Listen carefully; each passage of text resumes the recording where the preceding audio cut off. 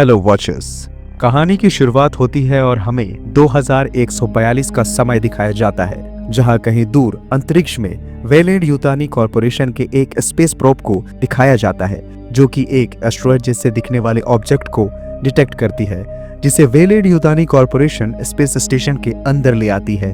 Space station पर researchers की team उस ऑब्जेक्ट को लेजर की मदद से काट देती है। वो ऑब्जेक्ट दरअसल एक ककून होती है। वो किसी साधारण कीड़े का ककून नहीं होता, बल्कि एक एलियन जीव का ककून होता है। एक ऐसा एलियन जीव जो किसी भी जीवित चीज के अंदर आकर अपने अंडे छोड़कर एलियंस को जन्म देता है। इस घटना के कुछ महीनों बाद पृथ्वी से 65 लाइट ईयर्स दूर जैक्सन स्टार नाम के एक प्लेनेट पर वेलेंट यूतानी कॉरपोरेशन के माइनिंग कॉलोनी को दिखाया जाता है, जहां हम रेन को देखते हैं, जो कि एक अनाथ होती है।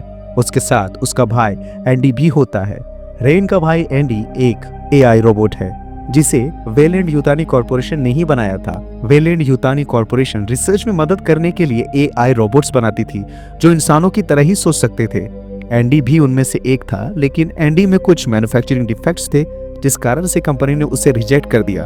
तब जाकर एंडी रेन को पिता को मिला। उन्होंने रेन की सुरक्षा के लिए एंडी को रीप्रोग्राम कर दिया।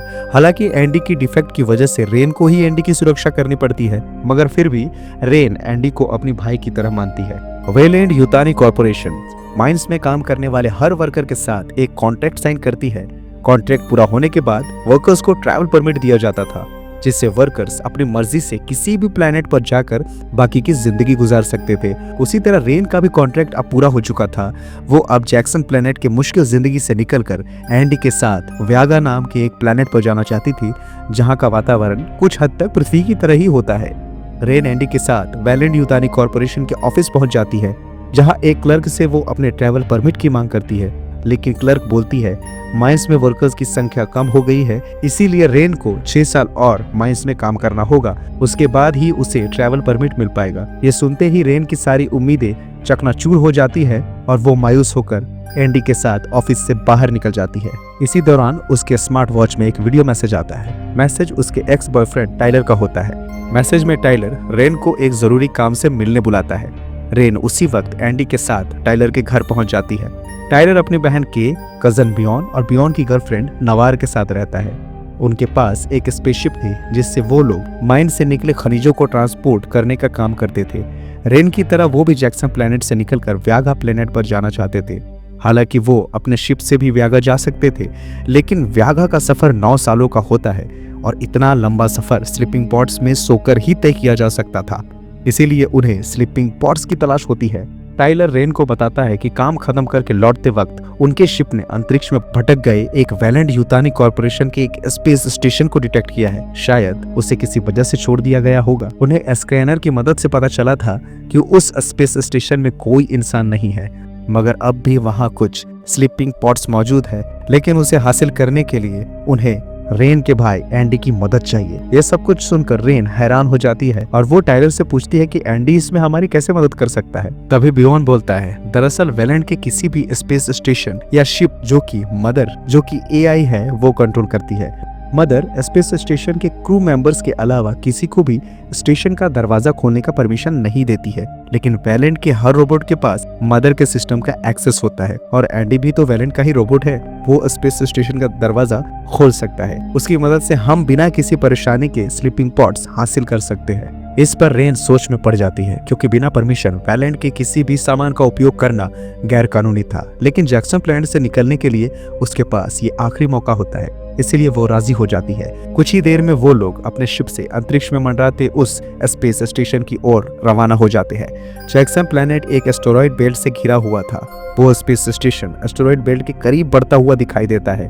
टाइलर अपने सिस्टम पे देखता है तो उसे पता चलता है कि 36 घंटों में वो स्पेस स्टेशन एस्टेरॉयड बेल्ट से टकरा जाएगा, लेकिन उससे पहले उन्हें वो स्लीपिंग पॉड्स किसी भी तरह हासिल करने होंगे। शिप की पायलट नेवार उसी वक्त अपने शिप को स्पेस स्टेशन के एक वेंटिलेशन से जोड़ देती है, जिसके बाद टाइलर और बियॉन एंडी को लेकर उस वेंटिलेशन के पास आ जाते हैं और एंडी को स्कैनर पर उंगली रखने को कहते हैं। एंडी के उंगली रखते ही वेंटिलेशन का दरवाजा खुल जाता है और ये देखकर सभी बहुत खुश हो जाते हैं। टाइलर, बियॉन और एंडी वेंटिलेशन से होते हुए स्पेस स्टेशन के अंदर आ जाते हैं।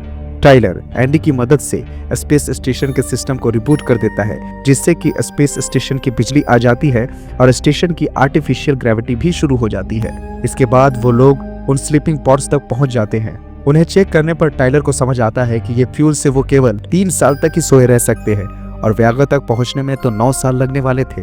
वे सभी निराश हो जाते हैं। तभी टाइलर को अपने स्कैनर से पता चलता है कि उस स्टेशन के क्रायो चैम्बर में एक्स्ट्रा फ्यूल मौजूद है। टाइलर फौरन स्लीपिंग पॉड्स को स्पेस स्टेशन से इजेक्ट कर देता है, जिसे नवार अपने शिप पर ले आती है। उसके बाद टाइलर बियॉन और एंडी के साथ क्रायो चैम्बर की ओर बढ़ने लगता है।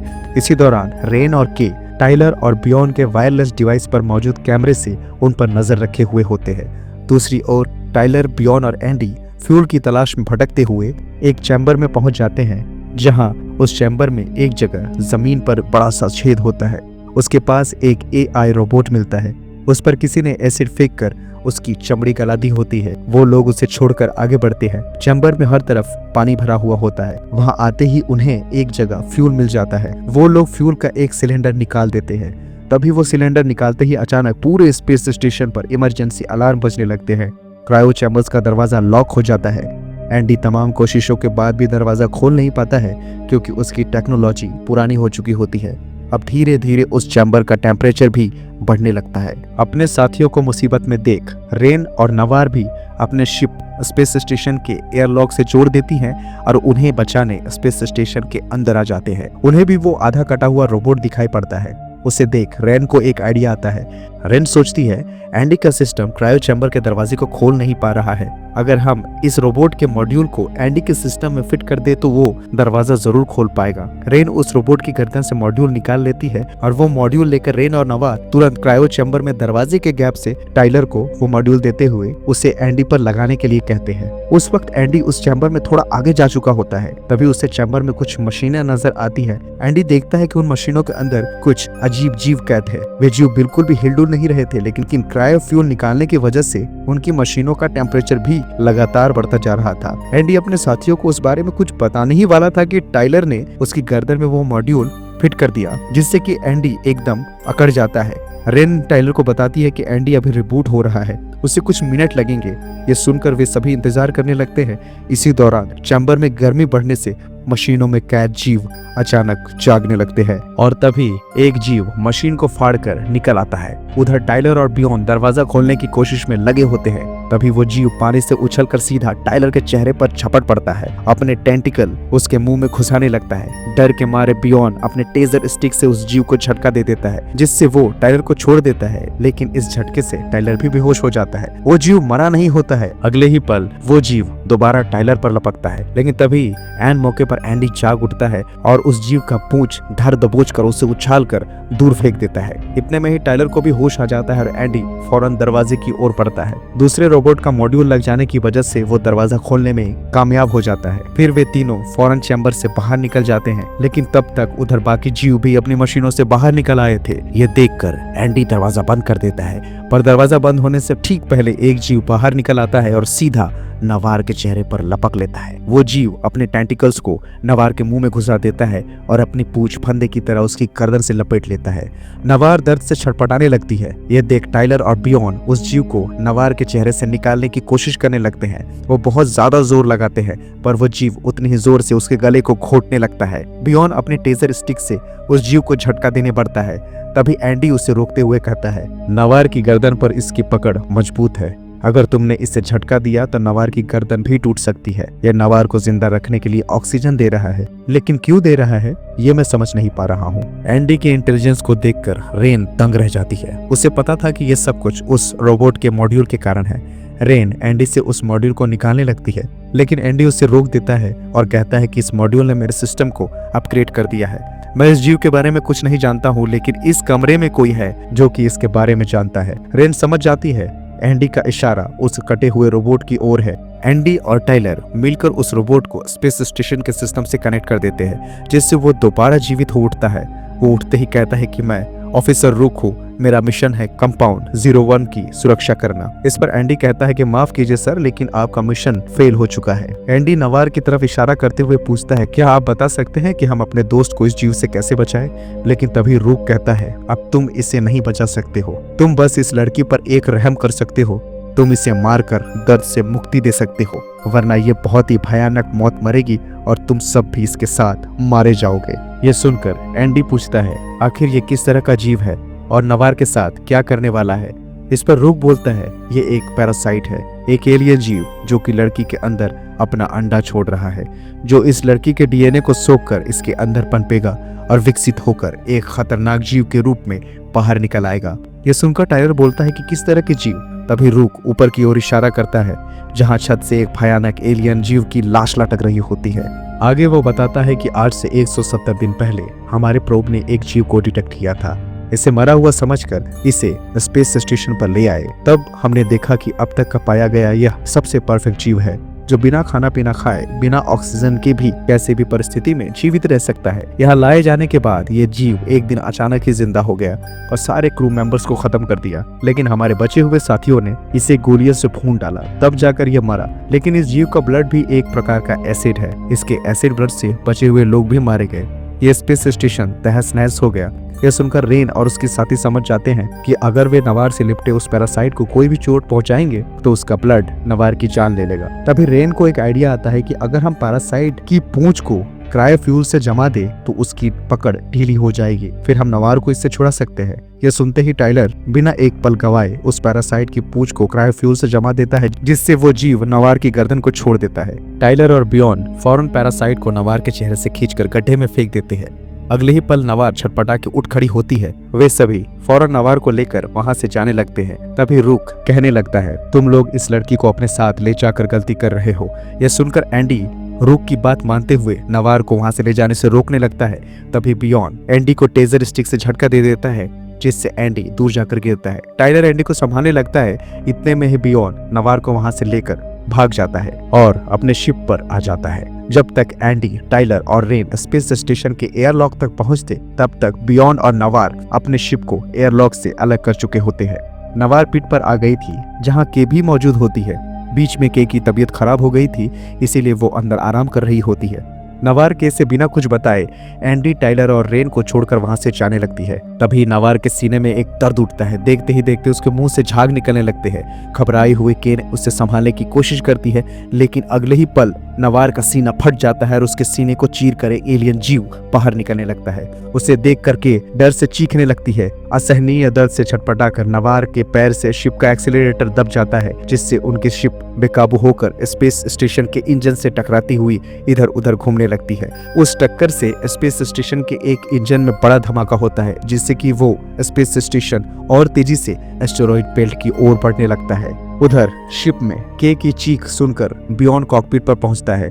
नवार की छाती से निकलते हुए उस एलियन जीव को देखकर वो घबरा जाता है। इसी दौरान उनकी बेकाबू हो चुकी शिप उड़ती हुई स्पेस स्टेशन के दूसरे हिस्से में आकर सीधा कार्गो डेक पे जाकर घुसती है। इधर रेन, टाइलर और एंडी स्पेस स्टेशन के मॉनिटर से उस शिप पर नजर रखे हुए थे। उन्होंने बियॉन से संपर्क करने की कोशिश की, मगर किसी भी तरह का जवाब नहीं पाने पर वो फौरन बाकियों की मदद करने स्टेशन के दूसरे हिस्से में जाने लगते हैं। तभी एक भयानक मंजर उनके आंखों के सामने आता है। वो देखते हैं कि शिप के दूसरे हिस्से में जाने वाले ब्रिज पर एलियन पैरासाइट्स का जमावड़ा लगा हुआ है। अगर उन्हें ब्रिज के उस पार जाना है तो इन सब से होकर गुजरना होगा। रेन एंडी से शिप तक पहुंचने का रास्ता पूछती है।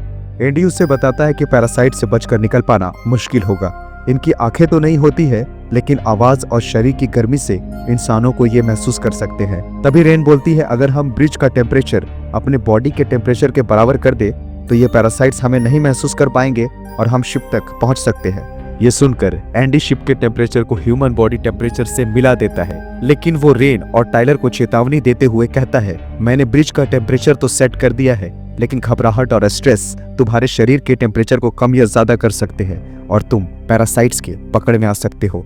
इसीलिए तुम्हें बिल्कुल शांत रहकर आगे बढ़ना होगा।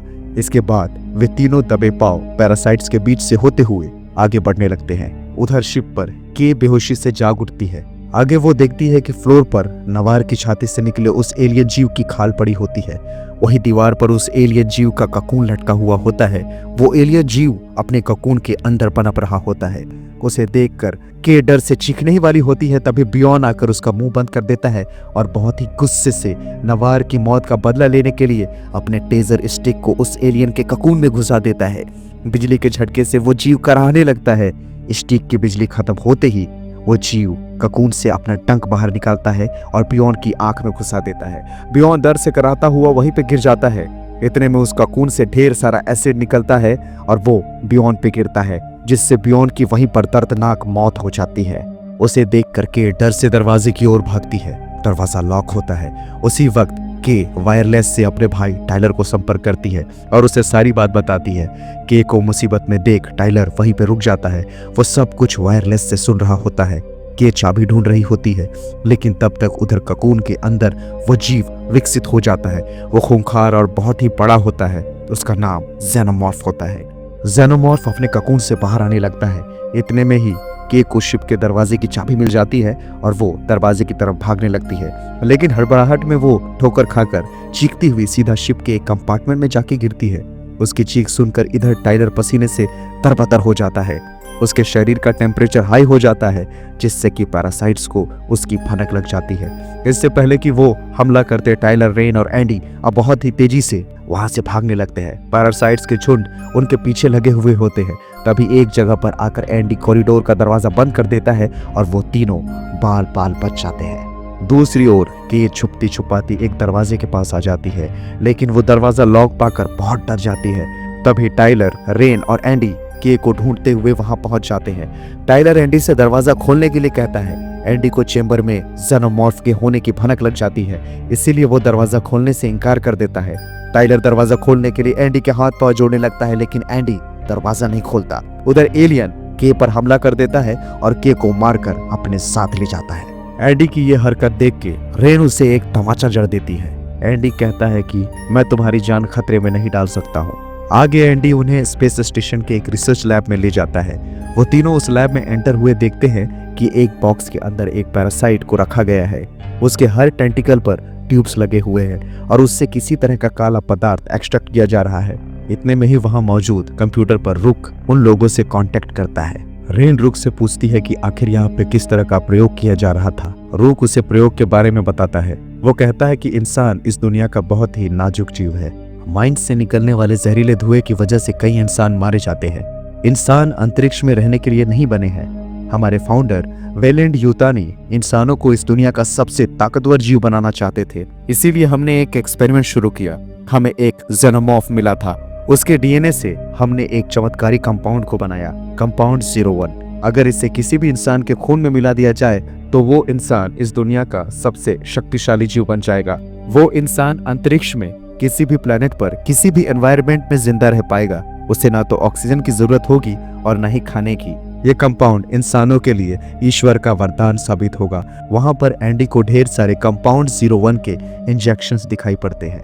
इसी के साथ रूक उन्हें एक वीडियो दिखाता है जिसमें साइंटिस्ट उस कंपाउंड को एक चूहे पर टेस्ट कर रहे थे। शुरुआत में वो चूहा बहुत घायल होता है, मौत के करीब होता है, लेकिन चूहे पर उस कंपाउंड को इंजेक्ट करते ही वो चूहा एकदम जीवित हो उठता है। वो चूहा अब और भी ज्यादा स्वस्थ और फुर्तीला हो गया होता है, जिसे देखकर सभी लोग हैरान हो जाते हैं। तभी एंडी टाइलर और रेन को बताता है कि रूक ने मुझे कंपाउंड को जैक्सन प्लैनेट पर मौजूद हमारी कंपनी तक पहुंचाने का मिशन सौंपा है। हम इस कंपाउंड को जैसे ही शिप पर रखेंगे, रूक शिप का ऑटो पायलट मोड ऑन कर देगा और हम वापस जैक्सन पर चले जाएंगे। एक बार यह कंपाउंड कंपनी के हवाले कर दे, उसके बाद तुम लोगों को वागा जाने की ट्रैवल परमिट मिल जाएगी। ये बताकर एंडी उस कंपाउंड को लेकर टाइलर और रेन के साथ वहां से जाने लगता है। तभी उनकी नजर सीसीटीवी मॉनिटर पे जाती है, जहां जेनोमॉर्फ उन्हीं के इंतजार में दरवाजे के बाहर घात लगाए खड़ा होता है। उसे देखकर एंडी उस लैब में ऑटोमेटिक गन्स को निकालता है।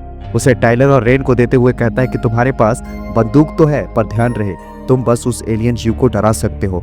अगर तुम्हारी गोली उनको लगी तो उनका ब्लड एसिड है और हम अभी भी स्पेस स्टेशन के सबसे निचले हिस्से में हैं। उनके एसिड ब्लड से सतह पिघल जाएगी और हम सबके सब मारे जाएंगे। ये बताकर एंडी उन्हें दूसरे रास्ते से ले जाने लगता है, जहां एक लिफ्ट की मदद से सीधा शिप तक पहुंचा जा सकता था। लैब के निकलने से पहले उन्होंने एक बहुत बड़ी भूल कर दी थी। उन्होंने चूहे का एक्सपेरिमेंट वाला वीडियो अधूरा ही देखा था। आगे उस वीडियो में कंपाउंड के असर से वो चूहा ठीक तो हो गया था, लेकिन वो अचानक ही तड़पने लगता है और उसके पेट को फाड़कर एक अजीब सा जीव बाहर निकल आया था। उस कंपाउंड का इतना भयानक परिणाम को जानते हुए भी रूक न जाने क्यों इंसानों को वो कंपाउंड सौंपना चाहता था।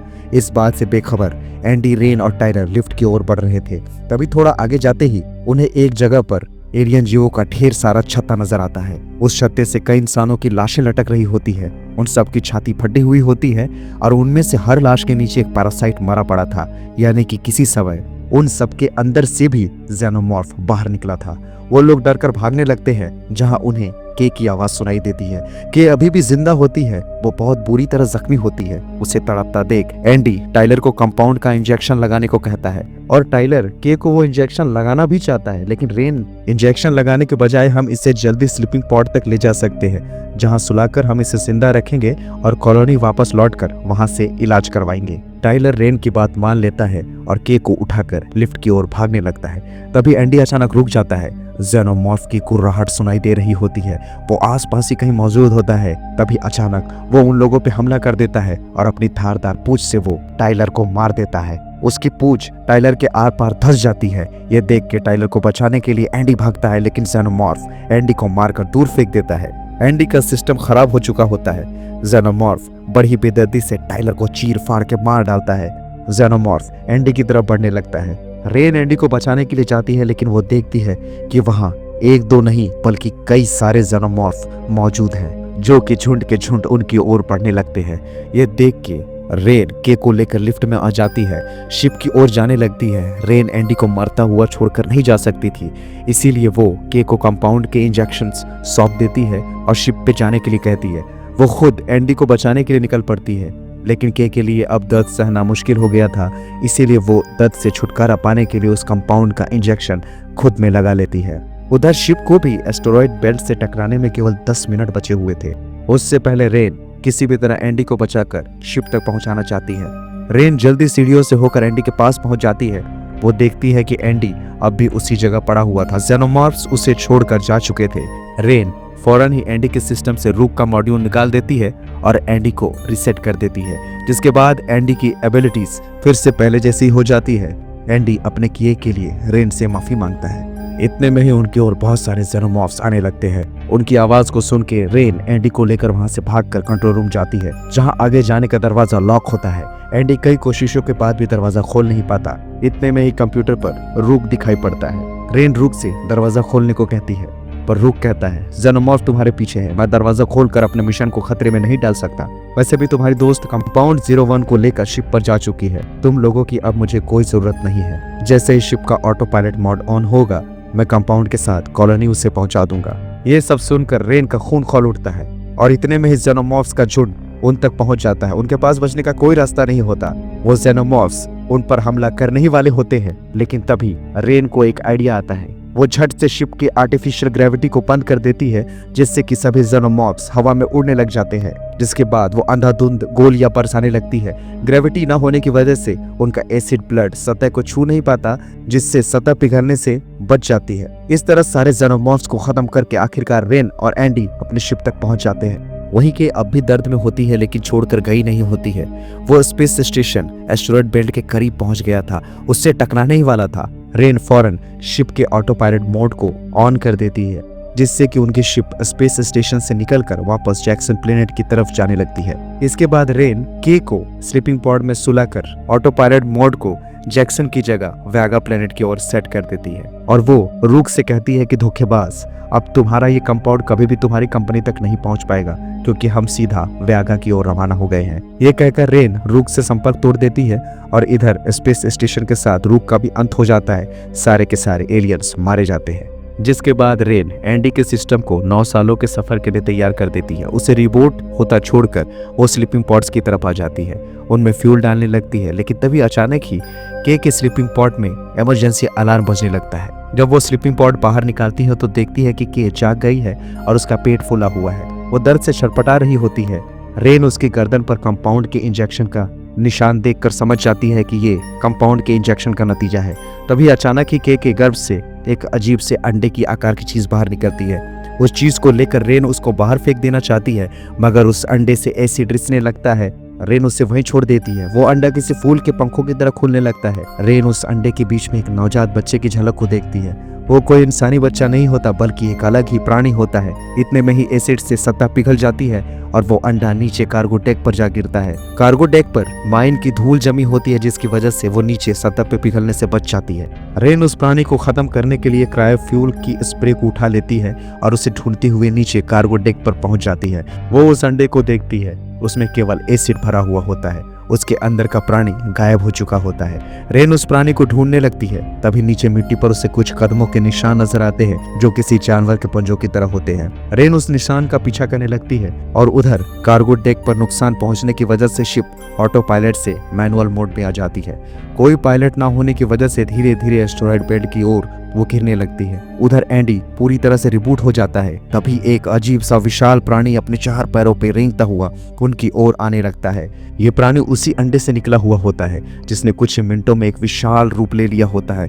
वो इंसान और जेनोमॉर्फ एलियन का मिला जुला रूप होता है। अगले ही पल वो प्राणी 2 पैरों पर खड़ा हो जाता है और गुर्राता हुआ के की ओर बढ़ने लगता है। ये देखकर एंडी उसे रोकने की कोशिश करता है मगर वो अपने धारदार नाखूनों से एंडी की गर्दन को चीर डालता है और के को मार देता है। के को मारने के बाद वो प्राणी रेन की ओर बढ़ने लगता है। ये देखकर रेन उसे क्रायो फ्यूल स्प्रे कर देती है। तभी वो प्राणी अपने पंजे से रेन पर वार कर देता है जिससे कि वातावरण पूरी तरह से ठंडा हो जाता है। उस प्राणी पर ठंड का भी कोई असर नहीं हो रहा था। वो तेजी से रेन की ओर बढ़ने लगता है। इससे पहले कि ठंड से उसकी मौत हो जाती, वो खुद को एक चैम्बर में बंद कर लेती है और फौरन स्पेस सूट पहन लेती है। लेकिन तभी वो प्राणी चैम्बर का दरवाजा तोड़कर अंदर आने लगता है। ये देखकर रेन एक रस्सी के सहारे कार्गो डेक पर आ जाती है। कार्गो डेक शिप का सबसे निचला हिस्सा था। वहां मौजूद मैनुअल में रेन देखती है कि एक लीवर को खींचते ही कार्गो डेक शिप से अलग हो जाएगी। उसे देखकर रेन को आइडिया आता है। वो शिप की रस्सी से सूट को बांध लेती है और लीवर के पास खड़ी हो जाती है। रेन का प्लान था कि जैसे ही वो प्राणी कार्गो डेक के अंदर आएगा वो लीवर खींचकर उस कार्गो डेक के साथ उस प्राणी को एस्टेरॉयड बेल्ट पर गिरा देगी और खुद रस्सी से लटक कर बच जाएगी। लेकिन वो एलियन अचानक ही पीछे से रेन पे हमला कर देता है जिससे उसे लीवर खींचने का मौका ही नहीं मिलता है। अब रेन के पास उस प्राणी से बचने का कोई रास्ता ही नहीं होता है। वो रेन को मारने ही वाला होता है। तभी रेन वहां एसिड से भरा वो अंडा देखती है। रेन लात मारकर उस एसिड को सतह पर गिरा देती है। सतह पिघल जाती है। एलियन और रेन दोनों अंतरिक्ष में खिंच जाते हैं। लेकिन रेन की रस्सियां बंधी होने के कारण वो शिप से लटक जाती है। किसी तरह रस्सियों से चढ़कर ऊपर आने लगती है। लेकिन वो एलियन अभी भी शिप के नीचे लटक कर बचा हुआ था। खुले अंतरिक्ष में आकर भी उसे कोई नुकसान नहीं होता है। अचानक ही वो रेन के हेलमेट पे हमला करने लगता है। अपने जीभ से मारकर हेलमेट का शीशा तोड़ने लगता है और हेलमेट भी टूटने ही वाला था। तभी रेन देखती है कि रस्सी कार्गो डेक के लीवर पर फंसी हुई है। रेन एक ही झटके से उस रस्सी को खींचती है और वो लीवर खिंच जाता है और वो एलियन कार्गो डेक के साथ एस्टेरॉयड बेल्ट पर जाके गिरता है।